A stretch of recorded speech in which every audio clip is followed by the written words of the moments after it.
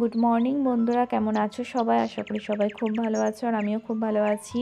আজকের ওয়েদারে একদম ঘুম থেকে উঠতে ইচ্ছা করছিল না, তবুও উঠতে হলো কারণ বাইরে প্রচণ্ড মেঘ করে আছে। সকাল থেকেই, কালকে রাত থেকেই বৃষ্টি হচ্ছে, কালকে সারাদিন বৃষ্টি হয়েছে, আজকেও বৃষ্টি হচ্ছে।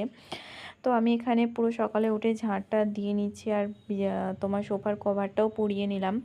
তারপরে ফ্যানটা দেখছি প্রচণ্ড নোংরা হয়েছে, তো ফ্যানটাও একটু মুছে নিলাম আর পরিষ্কার করে নিলাম। মানে ঝাঁট দেওয়া হলো কিন্তু মোছাটা হলো না, কারণ যে কোনো রকমে একটু মুছে নিলাম, হাত পাচ্ছিলাম না যেহেতু ফ্যানটা অনেকটা উঁচুতে। তো আমি ঝাঁটটা দিয়ে একবারে ফ্রেশ হয়ে নিচে চলে যাব। আর আমি নিচে এখন দেখো নিচে চলে এসেছি, এদিকে ভাতও বসিয়ে দিয়েছি, ভাত প্রায় আমার হয়ে এসেছে।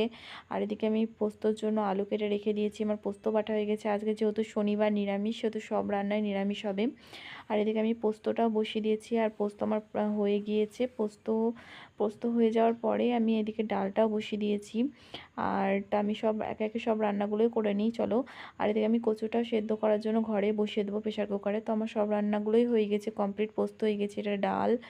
তারপরে আমি একটা কচু না, আমি বেগুন, ফুলকপি আর আলু দিয়ে একটা রসা করেছি। আর নিচে আছে কচুর ডাঁটা আর এদিকে চাল কুমড়ো ভাজা।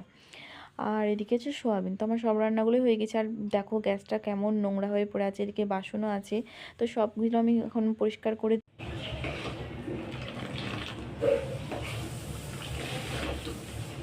এদিকে আমার দুধটাও জাল দেওয়া হয়ে গেছে, পরিষ্কার টরিষ্কার সব কিছু কমপ্লিট আমার।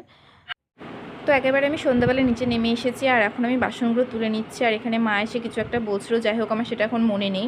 তো আজকে সন্ধ্যাবেলায় কোনো রান্না হবে না, শুধু সেদ্ধ ভাতই হবে, আর কিছু হবে না। দিনের কার তরকারি আছে। তো এখন আমি চাটা করে নিচ্ছি আর কল করে আমি চাটা দিয়ে দেবো। তো আজকে ভিডিওটা এ পর্যন্ত থাকলো, ভালো লাগলে লাইক আর সাবস্ক্রাইব করে দিও। আমার